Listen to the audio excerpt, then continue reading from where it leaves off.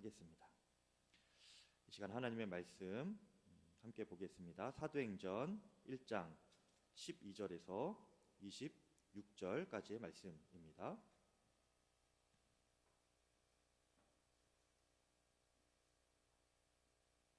사도행전 1장 12절에서 26절까지의 말씀입니다. 저와 교독하시겠습니다. 제자들이 감람원이라 하는 산으로부터 예루살렘에 돌아오니 이 산은 예루살렘에서 가까워 안식일에 가기 알맞은 길이라. 들어가 그들이 요한은 다락방으로 올라가니 베드로, 요한, 야고보, 안드레와 빌립, 도마와 바돌로메, 마테와 및 알페오의 아들 야고보, 셀로딘 시몬, 야고보의 아들 유다가 다 거기 있어 여자들과 예수의 어머니 마리아와 예수의 아우들과 더불어 마음을 같이하여 오로지 기도에 힘쓰더라. 약 120명이나 되더라.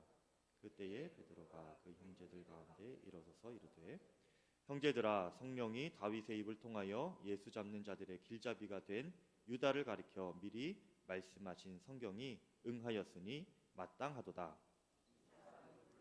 이수 가운데 참여하여 이 직무의 한 부분을 맡았던 자라. 이 사람이 불의의 삭스로 밭을 사고 후에 몸이 곤두박질하여 배가 터져 창자가 다 흘러나온지라. 이 일이 예루살렘에 사는 모든 사람에게 알려져 그들의 말로는 그 밭을 아겔다마라 하니 이는 피밭이라는 뜻이라.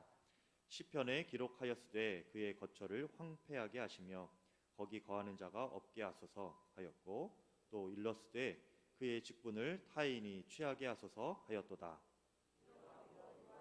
세례로부터 우리 가운데서 올려져 가신 날까지 주 예수께서 우리 가운데 출입하실 때에 항상 우리와 함께 다니던 사람 중에 하나를 세워 우리와 더불어 예수께서 부활하심을 증언할 사람이 되게 하여야 하리라 하거늘. 그들이 두 사람을 세우니 하나는 바사바라고도 하고 별명은 유스도라고도 하는 요셉이요 하나는 마띠아니라. 그들이 기도하여 이르되 뭇 사람의 마음을 아시는 주여, 이 두 사람 중에 누가 주님께 택하신 바 되어 및 사도의 직무를 대신할 자인지 보이시옵소서. 유다는 이 직무를 버리고 제비 뽑아 마띠아를 얻으니 그가 11사도의 수에 들어가니라. 아멘. 하나님의 말씀입니다. 오늘 말씀은 권능이 임하는 기도입니다. 여러분, 권능의 통로로 살아가시기를 축복합니다. 오늘 처음 나오신 분들은 제가 왜 이렇게 인사하는지 모르실 거예요. 지난주 설교를 온라인으로 들으시면 아실 겁니다. 여러분, 지난 시간에 제자들이 감람산에서 예수님께 사명을 받았죠. 그리고 예수님께서 승천하시는 것까지 목격을 했습니다. 그들이 받은 사명은 영혼을 구원하는 사명 중에서도 가장 위대한 사명이었죠. 더 정확히 말하자면 영혼을 구원하는 일은 성령께서 하시는 일이기 때문에 제자들은 그 구원하시는 성령의 능력이 임하도록 권능의 통로로 살아가는 것이 그들의 사명이었습니다. 이것이 그들의 더 정확한 사명이었던 것이죠. 그래서 예수님은 그들에게 너희가 그 성령의 권능이 임할 때까지 예루살렘에 돌아가서 기다리고 있어라, 이렇게 말씀을 하셨습니다. 그리고 승천하셨죠. 그리고 오늘 제자들은 그 예수님의 말씀대로 그 예수님과 이야기하고 승천을 본 곳이 감람산이거든요. 그 감람산으로부터 다시 예루살렘으로 돌아왔습니다. 그런데 지난주에 제가 말씀드린 대로 이 예루살렘이라는 곳은 이 제자들에게 있어서 두려움의 장소입니다.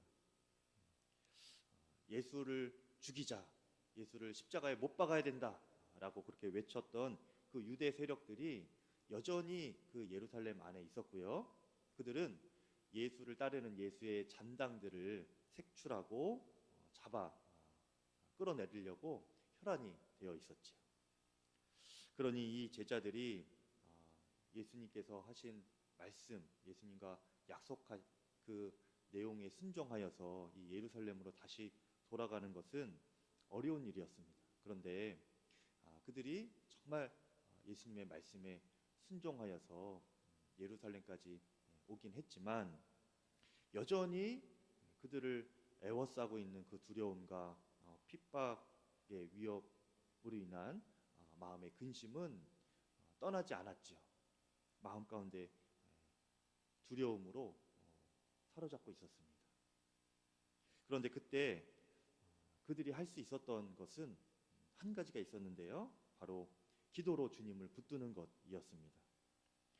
오늘 말씀 14절에 여자들과 예수의 어머니 마리아와 예수의 아우들과 더불어 마음을 같이하여 오로지 기도에 힘쓰더라 말씀하였습니다. 여러분, 오로지 기도에 힘썼다라고 한 것은 그들이 모여서 기도를 엄청 열심히 했다, 그리고 밤낮으로 금식하면서 제대로 기도했나 보다, 이런 정도의 의미가 아닙니다. 여러분, 그 주변에 엄습하는 그 두려움 속에서도 그들은 오직 주님께 목숨을 걸고 기도했다라는 거예요. 그것이 오로지 기도에 힘쓰더라입니다. 그들에게는 그것밖에 할 수 있는 것이 없었다는 것입니다. 여러분, 살아오시면서 정말 내가 아무것도 할 수 없는 지경에 그렇게 이르신 적이 혹시 있으신가요? 오직 하나님께 매달려 기도하는 것 외에는 아무것도 남은 것이 없고 의지할 것도 없고 나 자신에게조차 아무런 소망을 발견하지 못하는 그때에 하나님께 기도하는 것 외에는 아무것도 할 수 없는 그런 적이 여러분 혹시 있으셨나요? 혹시 지금 그런 상황인 분들이 계신가요? 아니면 앞으로 그런 순간이 우리에게 다가올 수도 있죠. 그런데 여러분, 그때 꼭 기억하시길 바랍니다. 그렇게 오로지 기도할 수밖에 없는 그때가 우리에게 가장 복된 순간인 것입니다. 이 기도가 바로 권능이 임하기 직전의 기도이기 때문에 그렇습니다. 이제 다음 주 말씀에서는 성령이 강력하게 임하는 내용이 나오는데요. 그 전에 이 제자들과 마가다락방 120문도가 하나님께 이렇게 오로지 기도하며 기다렸던 것입니다. 제가 청년 때에 이런 첫 경험이 있어요. 오로지 기도하였던 그런 경험이 있는데, 그때는 아침에 일어나면 정말 제일 먼저 눈을 뜨자마자 하는 것이 하나님께 기도하는 것이었습니다. 그것도 굉장히 간절히 기도했어요. 그리고 하루를 살고 저녁에 이제 집에 들어가서 잠자기 전에 반드시 했던 것이 하나님께 기도했던 것입니다. 그냥 했던 것이 아니고 정말 간절히 기도했어요. 왜 그랬는가? 그렇게 기도하지 않으면 안 되는 시절이 저에게도 있었습니다. 내일은 좋은 날이 오게 해주십시오. 하나님, 오늘은 특별한 주님의 은혜로 살게 해주십시오. 주님이 아니면 제가 하루를 살아갈 수 없습니다. 살아갈 자신이 없습니다. 그렇게 기도하지 않으면 안 되는, 사방이 막히고 내 자신도 아무런 능력이 없는 그런 때였습니다. 그때 제가 정말 오로지 기도하는 시절이었던 것 같아요. 그런데 그때가 제 인생에서 하나님의 음성을 제일 민감하고 구체적으로 들었던 시절입니다. 하나님의 마음을 깊이 깨달을 수 있었고요. 영적으로도 깨어있고 주님의 능력이 저에게도 임하기도 했습니다. 지금 생각하면 정말 말도 안 되는 그런 주님의 역사가 저를 통하여서도 나타나고 그런 경험들이 그 당시에 있었어요. 저에게 있는 지식과 재능과 능력은 아닌데 정말 주님께서 역사하셔야 할 수 있는 일들을 제가 그 당시에 하곤 했습니다. 여러분, 오직 주님께만 기도할 수밖에 없는 그 시절이 온다면, 또 지금 그 시절을 지내고 계시다면 여러분 꼭 기억하십시오. 여러분, 이때가 여러분에게 가장 복된 때입니다. 육신으로는 심겨움이 느껴질 수도 있지만 여러분 돌아보면 정말 주님께서 강력하게 역사하신 정말 주님과 굉장히 친밀한 시기를 보낸 그 시기가 바로 이 시기라는 거예요. 우리 안에 오직 주님만 붙들 수밖에 없는 그 간절함과 절실함으로 드리는 기도가 회복되기를 바랍니다. 오로지 기도, 이것이 회복되기를 바라요. 이 기도가 권능이 임하는 통로인 것입니다. 그런데 여러분, 이것이 훈련이 되면 이후에는 우리가 날마다 이렇게 기도하고 주님의 권능의 통로가 되는 것입니다. 그냥 고난이 오고 두려움이 애워싸게 될 때만 이렇게 오로지 기도하지를 않기를 바라요, 여러분. 저는 여러분들이 그런 삶을 살지 않기를 바랍니다. 꼭 고난이 와야 기도합니까? 우리의 심령이 평소에도 정말 날마다 하나님을 간절히 찾고 오직 주님만 바라보는 믿음이 된다면 우리의 기도가 여러분 달라지는 겁니다. 항상 간절한 기도가 되고 항상 하나님의 임재를 경험하는 기도가 되고 하나님의 능력이 나를 통하여 흐르는 기도가 되는 거예요. 다윗이 여러분 그를 둘러싼 원수들 때문에 주를 찾으며 기도하기도 했지만 사실 그의 능력이 또 그의 삶의 비밀이 평소에도 주님을 바라보는 그 믿음에 있었습니다. 평소에도 주님을 찾는 그 기도에 있었다는 거예요.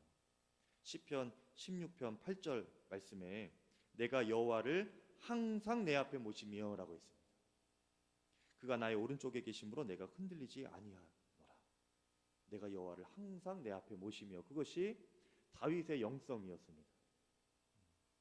여러분도 평소에 그리고 날마다 그렇게 주를 찾는 믿음이 되기를 바랍니다. 그런 기도로 날마다 주의 권능이 임하는 복된 삶을 사시기를 축복합니다. 이제 이 기도 후에 이제 제자들 가운데 다음 주에 되면 이제 성령의 큰 역사가 임하게 되는데요. 그 전에 오늘 본문에서도 사실은 이미 하나님께서 이 공동체 가운데 보이지 않게 역사하신 하나님의 권능이 있습니다. 오늘 그 말씀을 한번 볼 건데요. 먼저 15절부터 보면 예수님의 제자가 12명이었죠. 그 중에 한 명 가룟 유다가 예수님을 배신해서 자살하여 죽었습니다. 그래서 이제 제자는 11명이 되었어요. 그런데 그 상태에서 이제 예수님의 승천을 목격하고 이제 성령을 기다려야 되는데 제자들 중에 대표격인 이 베드로 사도가 우리가 지금 12명이었는데 지금 11명이다. 이 비어있는 한 사람을 우리가 좀 세워야 되지 않겠느냐, 이게 제안을 하고 뽑게 됩니다. 나머지 한 사도를 이렇게 뽑게 되는데요. 그 뽑는 과정 가운데서 그 공동체 가운데 임하신 하나님의 역사하심이 있다는 거예요. 먼저는 이제 사도가 되려면 두 가지 조건이 있었습니다. 객관적인 조건이 두 가지가 필요했는데, 하나는 21절에 보니까 요한의 세례로부터 우리 가운데에서 올려져 가신 날까지 예수님과 동고동락한 사람 중에 한 명이어야 된다라는 겁니다. 그러니까 모르는 사람이 아니면 어떤 외부의 사람이 와서 하는 것이 아니고 우리 안에서 정말 예수님과 동고동락했던 사람 중에 사도로 한 명이 세워져야 된다. 이것 하나 하고요. 그리고 예수님의 부활을 목격한 사람이어야 된다. 이것이 이제 두 번째 조건입니다. 예수님과 동고동락한 사람, 그리고 예수님의 죽으심과 부활을 목격한 사람, 그 사람 중에 후보가 나와야 된다라는 거예요. 그런데 다행히 그 무리들 중에 이 조건에 흡족하게 딱 맞는 사람이 2명이 나왔습니다. 바사바 요셉이라는 사람이고요. 이가 유수도라는 별명을 가지긴 했는데 성은 바사바고 이름이 요셉이에요. 바사바 요셉이라는 사람과 또 마띠아라는 사람, 이 2명이 최종 후보에 오른 거예요. 이제 이 둘 중에 한 명이 이제 사도가 되는 것인데, 그런데 이때 또 문제가 뭐냐면 아무리 이렇게 자격이 된다고 해도 그를 최종으로 사도로 세우고 임명하는 것은 예수님의 권한입니다. 그러니까 그 이 12제자는 다 예수님이 직접 부르시고 예수님의 제자로 12제자로 예수님께서 임명을 다 직접 하셨던 거예요. 그러니 이들을 예수님의 이들 중에 누가 뽑혀도 그들을 예수님의 제자로 또 그 12사도의 반열에 오르도록 임명하는 것은 아무나 할 수 있는 것이 아니었죠. 그래서 그들이 또다시 기도했습니다. 기도하여서 하나님께 이렇게 간구했죠.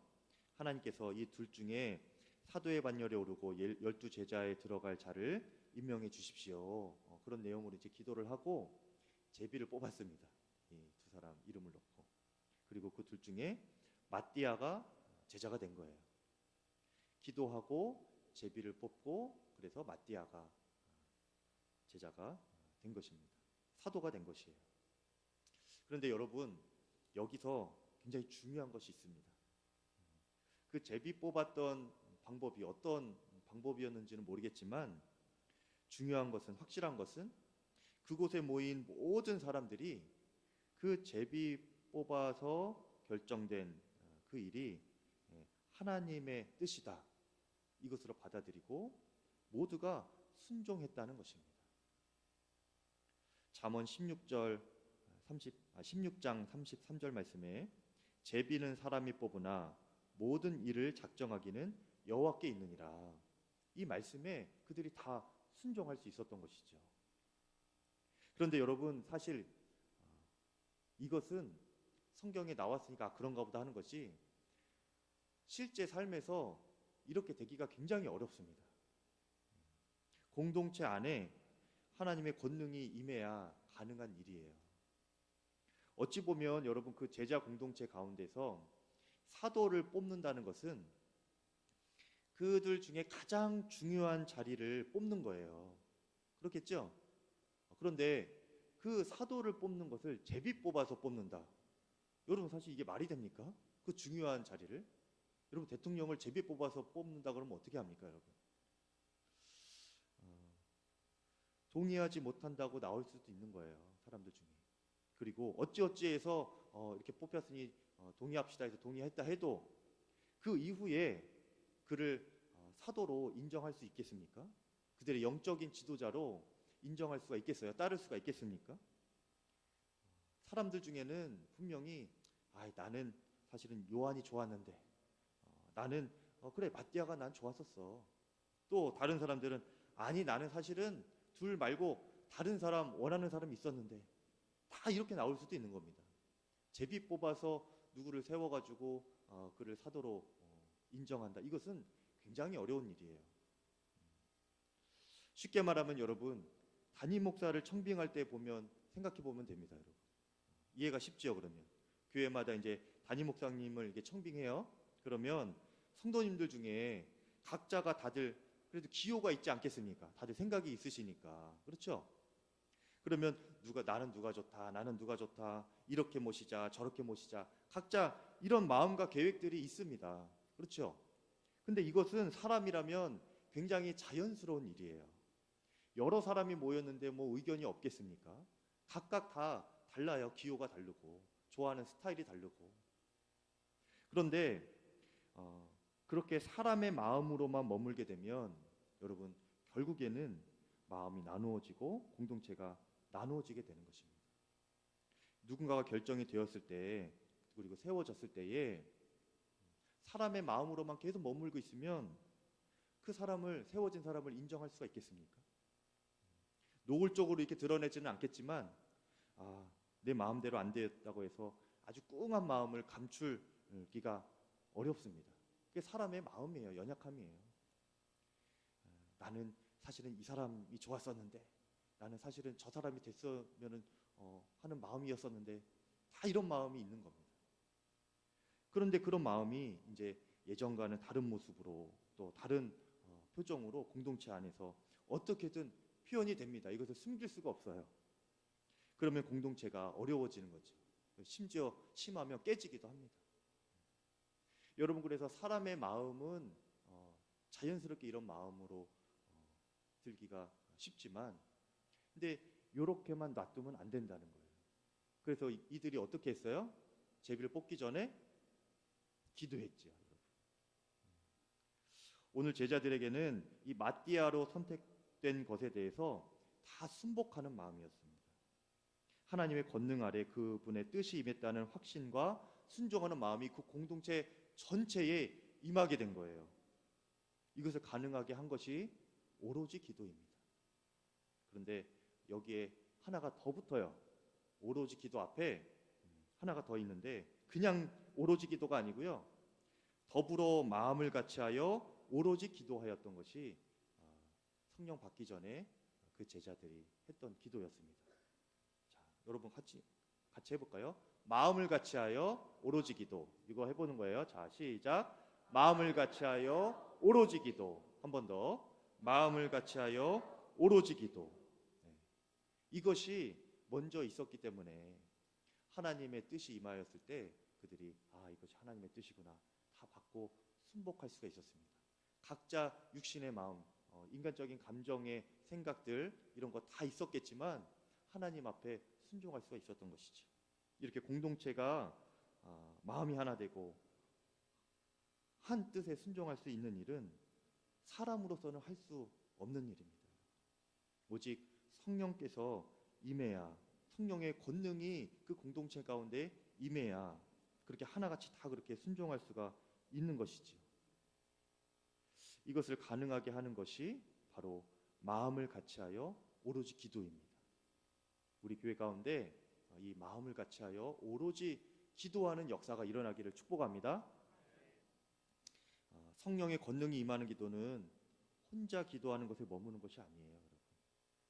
공동체와 더불어 마음을 같이하여 오로지 기도해야 합니다. 그래야 우리 개인도 교회도 그 성령의 권능의 통로가 될 수 있는 것입니다. 그래야 주님의 뜻을 함께 분별하고 한 마음으로 순종하여서 주의 뜻을 이루어가는 나 자신이 되고 이 양평교회가 되는 것이지요. 여러분, 양평교회가 점점 더 주님 기뻐하시는 일을 할 수 있는 교회가 되어가고 있습니다, 여러분. 네. 많지는 않지만, 많이 돕지는 못하지만 우리가 주변의 어려운 교회와 또 이웃들을 섬길 여력이 돼요. 그래서 그렇게 돕고 있어요. 저는 말씀을 준비하면서 하나님께서 양평교회를 더 사용하기를 원하신다 하는 마음이 들었습니다. 성령께서 초대교회를 세우시고 또 이 초대교회를 선교하는 교회로 세우셨거든요. 마찬가지로 우리 양평교회가 선교하는 교회, 생명을 살리는 교회가 되기를 간절히 바랍니다. 이를 위해서는 마음을 같이하여 오로지 기도할 수 있기를 바라는 거예요. 마지막으로 제자들이 그렇게 권능이 임하는 기도를 드렸을 때에 굉장히 강력하고 담대한 믿음의 결단이 그 공동체 구성원들 안에 일어나게 됐습니다. 그것은 바로 순교를 각오하는 믿음의 결단이에요. 여러분, 최종 이제 2명 중에 요한과 마띠아 중에 마띠아가 최종으로 뽑혔죠. 그때 이 마띠아의 마음은 어땠을까요? 굉장히 좋았을까요? 내가 이제 드디어 사도가 되었다. 12사도의 반열에 내가 올랐구나. 우리 가문의 자랑이다. 막 그렇게 했을까요? 여러분, 사실 그 당시에 그들이 감람산에서 예루살렘으로 옮겨서 그곳에서 성령을 기다리면서 기도할 때에 그때의 12사도 중에 하나로 들어간다는 것은 무엇을 의미하냐면요, 예수님께서 돌아가신 직후이죠. 승천하신 이후 그때 그 사도가 된다는 것은 예수님 십자가에 달려 죽으시고 난 이후에 다음 죽을 자를 선택하는 것과 같습니다. 예수님 이후에 가장 먼저 죽을 자들이 이 사도들 아닙니까? 근데 그 중에 한 명으로 들어가는 거예요. 그러니 이 제비를 뽑기 전에 공동체가 기도할 때 이 바사바 요한과 이 마띠아 이 두 사람이 이제 후보가 됐을 때 이 두 사람은 어떻게 기도했을까요, 여러분? 하나님, 저에게 순교할 믿음을 주십시오. 이렇게 기도하지 않았겠어요? 그래야 뽑혀도 감당할 수가 있는 것입니다. 순교할 믿음을 주십시오. 이것이 그들의 기도였어요. 유기성 목사님께서 책을 여러 권 쓰셨는데 그 책 중에 한 부분에 그 부평감리교회 예전에 방문했던 그 이야기를 좀 써놓으셨어요. 그 교회 갔는데 주보 뒷면에 보니까 제목이 10개 정도 이렇게 나열되어 있었다고 합니다. 그런데 그 제목 중에 첫 번째 기도 제목이 무엇냐면은 우리 교회가 순교자를 배출하는 교회가 되게 해주십시오. 이게 부평감리교회 첫 번째 기도 제목이었대요. 성도들이 온 성도들이 목사님과 성도들이 맨 첫 번째로 그 기도를 했다는 거예요. 우리 교회가 순교자를 배출하는 교회가 되게 해주십시오. 여러분, 우리도 그렇게 기도할까요? 굉장한 기도 제목이죠, 여러분. 네. 그때 이제 유기성 목사님이 그 기도 제목을 보고 저는 이런 기도 제목을 내놓는 교회를 처음 보았습니다. 저는 이 교회가 진정 말씀대로 기도하는 교회임을 느꼈습니다. 성령의 역사가 강력하게 임하는 교회가 아니라면 이런 기도를 첫 번째로 내세울 수가 없습니다. 기도가 다른 것입니다. 이렇게 써놓으셨더라고요. 성령께서 역사하신 사람만이 할 수 있는 기도가 있습니다. 그것이 바로 순교를 각오하는 기도인 거죠. 예수님께서 겟세마네 동산에서 십자가 지시기 전에도 하나님, 나의 원대로 마시고 아버지의 뜻대로 하십시오. 순교를 각오하고 드릴 수 있는 기도인 것입니다. 성령의 역사가 아니면 불가능한 기도인 것입니다. 여러분, 오늘날 우리가 순교할 기회는 많지 않습니다. 여러분, 걱정하지 마세요. 여러분, 갑자기 숙연해지시는데 은혜 받으셔서 그렇죠? 네, 아멘입니다. 우리가 순교할 기회는 많지 않습니다. 순교도 아무나 하는 것이 아니에요, 여러분. 사실 하나님의 택하심이 있어야 됩니다. 모든 사람이 다 순교하는 것은 아니에요. 하지만 모든 성도들이 이 순교의 믿음으로 살아가야 하는 것은 동일합니다. 우리가 순교하는 것 대신에 예수님이 대신 죽어주셨지 않습니까? 우리는 순교의 믿음으로 살아간다라고 하는 것은요, 우리의 자아가 육신으로만 살고 싶은, 연약함으로 살 수밖에 없는 우리의 육신과 이 자아가 이미 예수님과 함께 십자가에 못 박혀 죽었음을 인정하는 믿음으로 사는 것입니다. 그것이 순교에 해당하는 믿음인 거예요. 여러분들 그렇게 살아가시기를 간절히 축복합니다. 그런데 저는 목사님, 저는 이렇게 나는 죽고 예수로 살으라고 하는 이 믿음이 그런 목사님 말씀이, 성경의 말씀이 잘 이해가 되지 않아요. 또 이해는 되는데 저는 그렇게 살기 싫습니다. 만약에 그런 분들이 혹 계시다면 성령의 강력한 권능이 필요합니다. 성령의 능력이 아니면 그 믿음을 이해할 수도 없고 가질 수도 없고 순종할 수도 없는 거예요.